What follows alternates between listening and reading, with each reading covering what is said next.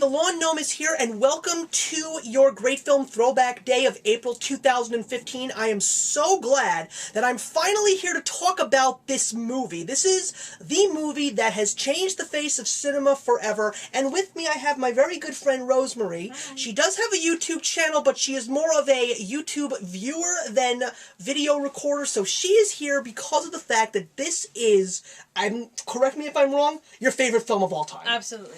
Okay, so we're definitely going to have some good times to talk about this movie, and of course I'm talking about the Victor Fleming Academy Award-winning film, Gone with the Wind.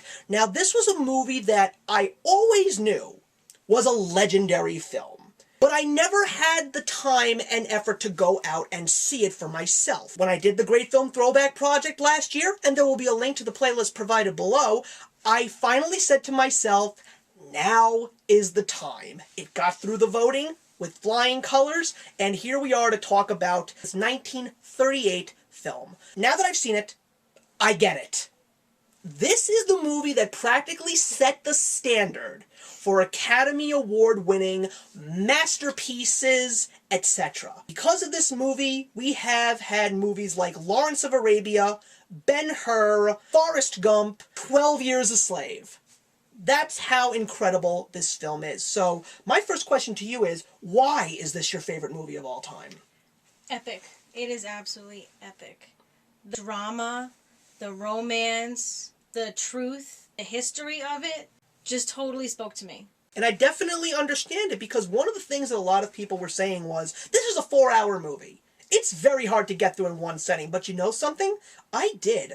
And the craziest thing was, everything that you've mentioned, it kept me interested throughout the entire movie. Yes. Even during the dead points in the film, I just couldn't stop watching. I couldn't stop being engaged by how great this film was. And one of the things that I really appreciated about it was the fact that while it's a movie that happens during the Civil War, during wartime, it was one of the earliest films that depicted war, but not the battles of war. It showed you what happens when war is fought. It takes you away from the battlefield. It shows you what goes on with the women, with the elderly, with those who are unable to fight in battle.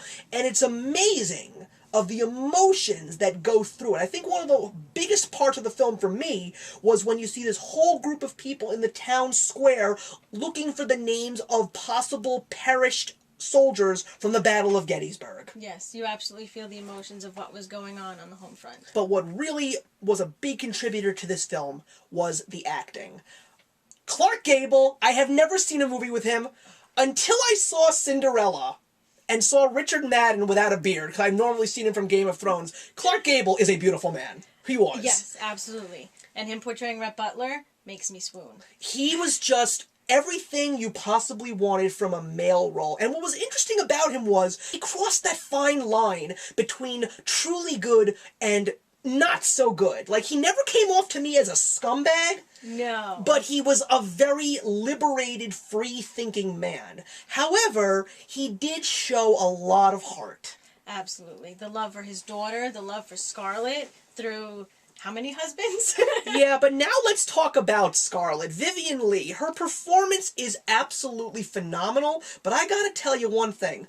I hated Scarlett O'Hara. No, well, I truly did. I mean, don't get me wrong, she did not ruin the movie for me one bit. The most integral piece of what caused the drama of the story. I've seen a lot of movies, and you know that. You and I have actually been movie buddies for quite a lot of time, and you still come with us when my fiancé goes sometimes. Yes. But this woman just never looked at the big picture and the true world around her. She looked at everything, but it was always about her. yes. It was always about me having all the men fall for me having the life that I've always wanted, me being the person who kept Tara going. She never truly gave her heart to another person. Not until the end. And that's part of the movie that I love, is that it's a cycle. And it shows she starts off this spoiled little rich brat with all the men fawning over her, and she gets everything she wants, and then she has to work for it. Yeah. She has to work for everything she wants. But then there's still that piece missing, the love. She did have it for her daughter, obviously. But in the end, when Rhett walks out on her, she realizes the whole big picture. And just so all of you know, we may be giving some small spoilers, but if you haven't seen Gone with the Wind, where have you been?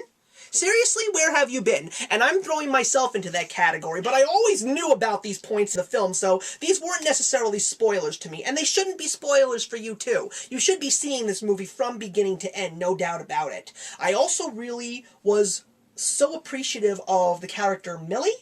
Yes. Because she was one of those people that gave her love to Scarlett, and Scarlett never took it from her. It was so upsetting to me. It really was.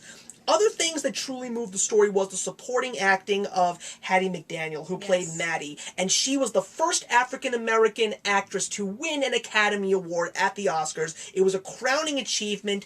She doesn't really have a big part until later on in the film, but when you watch her role, you are just so moved by her character and the role that she plays in this film. Another great contributor, without a doubt, is the beautiful score from Max Steiner. Tara's theme is a legendary song. Even if you have never seen this movie before in your life, you know that song. You may not know where it comes from, but you know that song. It really brought the epicness, and the cinematography with the beautiful colors were absolutely brilliant. The costumes, the settings, everything truly depicted the South the way it was before and after wartime. And it, to me, was all around an incredible film. Is it a movie that I will own on DVD and maybe watch a second time? I'm probably going to have to say no, but it is going to be a movie that I am going to suggest to so many people in the future, and when I actually have a little one running around, when that one is old enough to hopefully appreciate and love movies just as much as I do,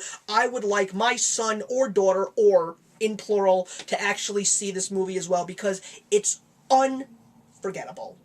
That's the way it is. So as far as I'm concerned, I am giving Gone with the Wind 4 out of 4.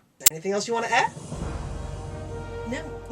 Didn't think so. That's absolutely it. So thank you very much for joining me with this review, and I'm looking forward to seeing you all in the next one when I review another great film next month, and actions speak louder than words.